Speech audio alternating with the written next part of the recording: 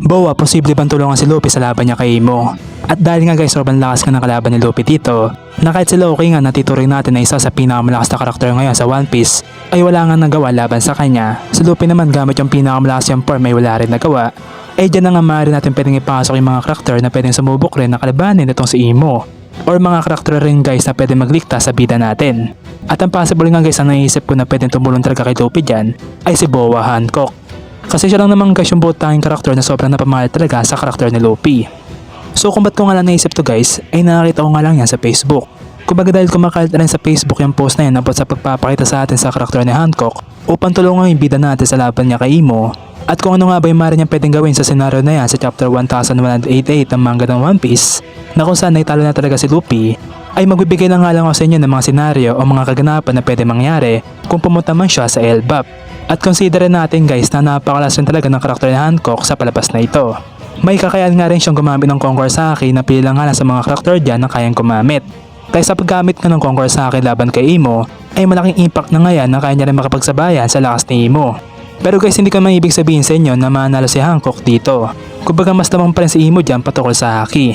At hindi rin natin pwedeng itanggi dyan, sa battle IQ pa lang ni Imo ay mas lamang talaga siya sa laban.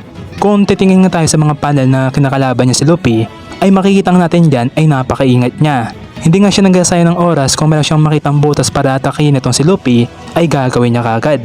Kumbaga mas malakas talaga si Luffy kaysa kay Hancock sa mga oras na yan. At panigurado kung kakalabayan niya si Imo ay syempre for sure hindi mahirapan itong si Imo na talunin rin siya.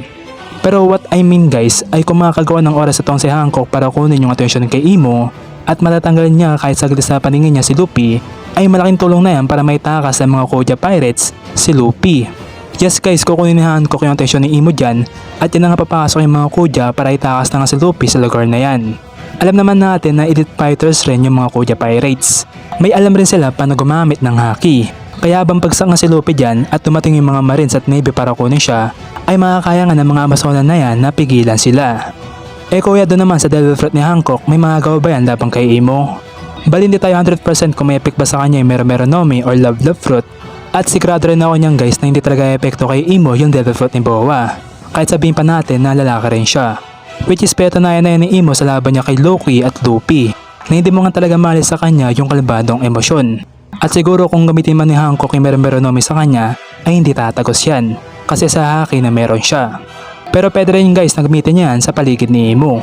Sinabi ko kanina na possible na mayroong Navy or Marines na magpakita dyan para kunin si Luffy, ay dyan na nga maring gamitin ni Hancock yung Mero Nomi para may slowdown nga yung mga kaganapan dyan at makagawa ng oras yung mga bata niya para maalis na si Luffy sa lugar na ito.